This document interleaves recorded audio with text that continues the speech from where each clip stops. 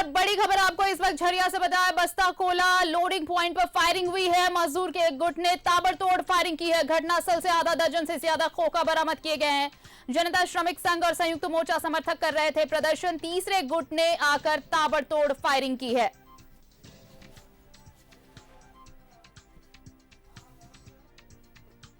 Firing हुई है, मजदूरों के एक गुट ने फायरिंग की है। झरिया के बस्ता कोला लोडिंग पॉइंट पर यह फायरिंग हुई है।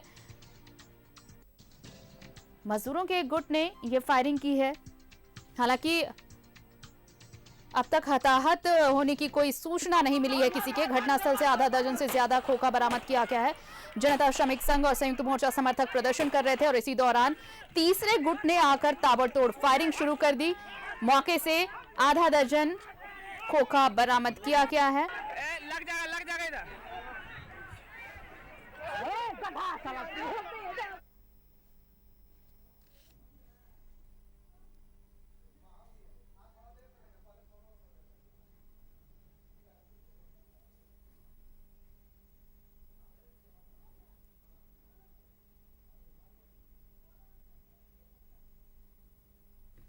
ये बड़ी खबर और ये एक्सक्लूसिव तस्वीरें आप देखिए। मजदूरों के एक गुट ने ताबड़तोड़ फायरिंग की है। झरिया के बस्ता कोला की यह खबर, लोडिंग पॉइंट पर यह फायरिंग हुई है। अंकित हमारे साथ सहयोगी जुड़े हुए हैं फोन लाइन पर। अंकित, दो गुट प्रदर्शन कर रहे थे, तीसरा गुट वहां पर पहुंचा मजदूरों का और फायरिंग शुरू कर दी। क्या अपडेट है, क्या कोई हताहत भी हुआ है? बिल्कुल बता दूं आपको कि ये बस्ता कोला का जो है कि झरिया थाना क्षेत्र का बस्ता कोला लोडिंग पॉइंट है और ये देवप्रभा का जो है कि लोडिंग पॉइंट है। और यहाँ पे जो है कि आज लोडिंग पॉइंट चालू होना था और ट्रक लगाना था, जिसमें काफी संख्या में जो कि कहे तो संयुक्त मोर्चा के बैनर तले जो मजदूर है, जो नेता का था, उनका जुटान था सुबह सुबह। और उसके बाद जनता श्रमिक संघ, जो कि जनता मजदूर संघ का बनाया हुआ जनता श्रमिक संघ गुट है, वो वहां पर पहुंचे। और जबकि यहाँ पे जो ही ट्रक कांटा पे ट्रक लगी और ट्रक लोडिंग पॉइंट पे पहुंचा तो दोनों ओर से झड़प हो गई, जिसके बाद जो है कि झड़प हुई, जिसका जमकर चले ईंटे पत्थर। उसी बीच तीसरे गुट के जो लोग हैं अपना वर्चस्व कायम करने को लेकर के यहाँ पहुंचते हैं और उसके बाद जमकर के 10 फायरिंग करते हैं, जो कि आधा दर्जन खोखा यहाँ पे बरामद होता है और जो कि इलाके में दहशत फैलाने के लिए यहाँ पे फायरिंग किया जाता है। जी, तो क्या अब पुलिस ने किसी को हिरासत में लिया है? कुछ लोगों को हिरासत में लिया गया है? कोई अब तक ऐसी सूचना? अभी बिल्कुल बता दूं आपको कि अभी तक जहां तक कहे तो विधि व्यवस्था डीएसपी और सभी थाना के पुलिस बल सीआईएसएफ के जवान यहाँ पे पहुंच चुके हैं और पूरे मामले पे छानबीन में जुट गए हैं। फिलहाल कहे तो जो कि तीर धनुष और जो खोखा है वो जब्त किया गया है और कुछ वाहन जो है वो जब्त किया गया है। फिलहाल हिरासत की बात अभी तक नहीं कर सकते, इसलिए कि किसी को भी हिरासत में नहीं लिया गया है। जी, तो पुलिस वहां पर मौजूद है अंकित? बिल्कुल कहता, बिल्कुल पुलिस यहाँ पे मौजूद है। पुलिस और सीआईएसएफ भी मौजूद है, साथ में जो विधि व्यवस्था डीएसपी है वो यहाँ पे पहुंचे हुए। जी, तो वो जो मजदूर तीसरा गुट था जिसने फायरिंग की, क्या उसके बारे में कोई पता चल पाया है कि कौन सा गुट था ये? बिल्कुल कहे तो वो गुट का यहाँ पे किसी तरह का कोई इन्फॉर्मेशन नहीं था। अगर आपको अपनी हक लेनी थी, अपने मजदूरों का हक लेनी थी, तो आप आके यहाँ पे अपना हक मांगते, अपने मजदूरों को लेके आते, लेकिन ऐसा नहीं हुआ। वो तीसरे गुट जो थे यहाँ पे पहुंचे और पहुंच करके जो कि कहे तो अंधाधुंध गोलियों की तरतराहट से पूरा इलाका दहशत फैला दिया। और जिसमें कहे तो जो कि ईंट पत्थर चले हैं, जो कि जहाँ गोलियां चली है वहां पे कहे तो कई मजदूर, जो कि आम जनता है वो भी घायल है। जिसमें आप ये बताइए कि ये जो तीसरा गुट था इसने फायरिंग की, अब क्या ये बात स्पष्ट हो पाई है कि आखिर फायरिंग की वजह क्या रही? क्योंकि दो गुट तो पहले से प्रदर्शन कर रहे थे, तीसरे गुट ने आकर ताबड़तोड़ फायरिंग की। क्या कोई विवाद हुआ था? क्या वजह क्या रही है अंकित? अभी तक जहां तक बात करें तो वजह ये समझ में नहीं आ रही है, लेकिन तीसरे गुट की बात करें तो तीसरे जो लोग थे वो यहाँ पहुंच के जिस तरह से फायरिंग करते हैं, तो साफ मकसद एक ही देखा जा रहा है कि वो भी अपना वर्चस्व कायम करने को लेकर के यहाँ पे गोलियों की तरसराहट से पूरा इलाका दहशत में फैलाने की कोशिश करता है। जी, नजर बना रखिए, अपडेट्स लेंगे। शुक्रिया तमाम जानकारी के लिए। तो ये झरिया का बस्ता कोला लोडिंग पॉइंट, जहां पर पहले से मजदूरों का दो गुट प्रदर्शन कर रहा था। और ये तस्वीरें आप देखिए किस तरह से, जब दो गुट वहां पर पहले से प्रदर्शन कर रहा था, तीसरे गुट की एंट्री हुई और उसमें से ताबड़तोड़ फायरिंग शुरू कर दी गई। हालांकि किसी के हताहत होने की खबर नहीं है। सूचना मिलते ही पुलिस मौके पर पहुंची है वहां पर और सुरक्षा व्यवस्था काफी बढ़ा दी गई है वहां पर। लेकिन अब तक ये पता नहीं चल पाया है कि कितने लोगों को हिरासत में लिया गया है या फिर जो तीसरा गुट था वो था कौन और फायरिंग हुई क्यों। अब तमाम मामले की जांच चल रही है, पुलिस वहां पर मौजूद है, पूछताछ भी चल रही है लोगों से। और ये तस्वीरें आप देख सकते हैं उस वक्त की जब प्रदर्शन चल रहा था यहाँ पर।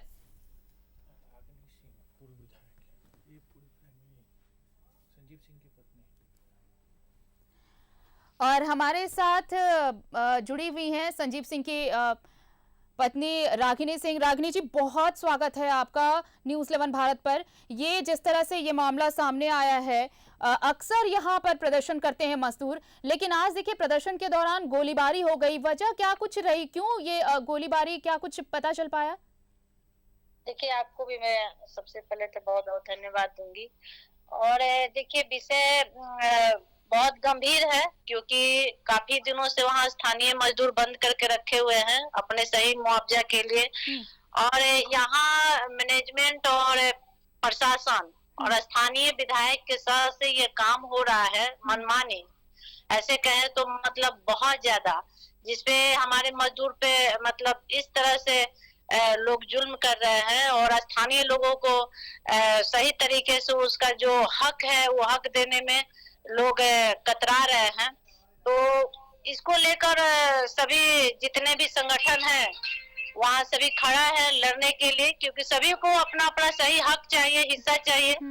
और इसको लेकर आज और सबसे बड़ी बात है कि जो आज की घटना हुई है ये बहुत ही शर्म की बात है कि जिला प्रशासन को सबसे पहले सभी को बैठाकर सलाह लेना चाहिए और इसको सुचारू रूप से अगर चालू करना चाह रहे थे तो उनको सभी पार्टियों से बैठकर। यहाँ पे सवाल इसलिए उठ रहे हैं कि दो गुट तो पहले से प्रदर्शन कर ही रहा था, अचानक से वो तीसरा गुट कहीं से आया और उसने बजाय प्रदर्शन के फायरिंग शुरू कर दी। देखिए, वहाँ अचानक तीसरा दूसरा कोई नहीं है, जो है सब मजदूर हित की लड़ाई लड़ रहा है। ये लोग भ्रमित करने का काम कर रहे हैं। यहाँ सारे लोग वहाँ स्थानीय हैं, क्योंकि काफी दिनों से ये काम बंद पड़ी है। और वहाँ सिर्फ अगर इसमें लापरवाही कहा जाए तो बीसीसीएल मैनेजमेंट और वहाँ के ठेकेदार और जिला प्रशासन के घोर लापरवाही के कारण ये बड़ी घटनाएं मतलब घट सकती थी। लेकिन आज अगर ये इसका अगर जिम्मेवार है तो हम सबसे ज्यादा वही बीसीसीएल प्रबंधन को देंगे और जिला प्रशासन को देंगे कि बिना स्थानीय लोगों को बात किए अचानक किसी के सत्ताधारी दबाव, नेताओं के दबाव में ये काम करना ये उचित नहीं है। किसी मजदूर को पेट पे लात मारना उचित नहीं है।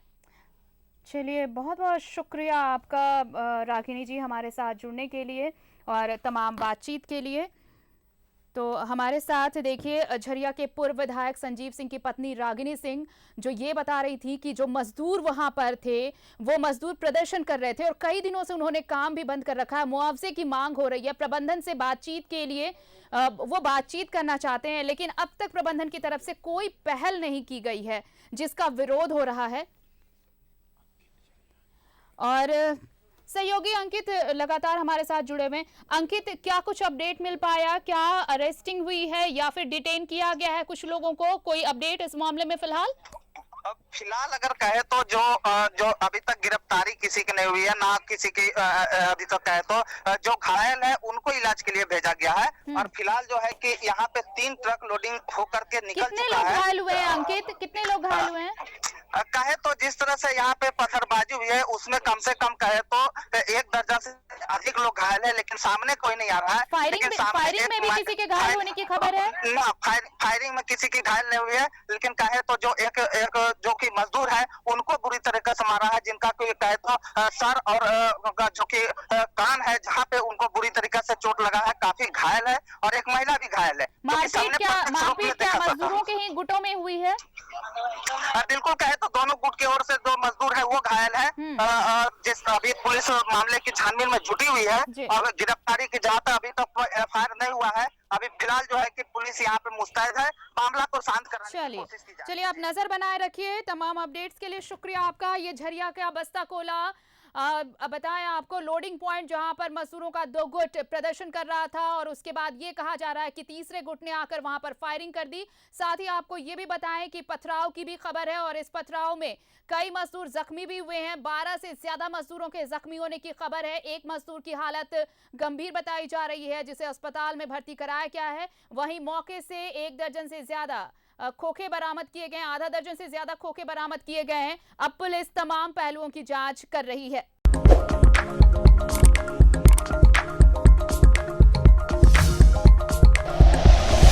Like and share videos, subscribe करें हमारा चैनल और प्रेस करें बेल आइकॉन। न्यूज़ 11 भारत, सच है तो दिखेगा।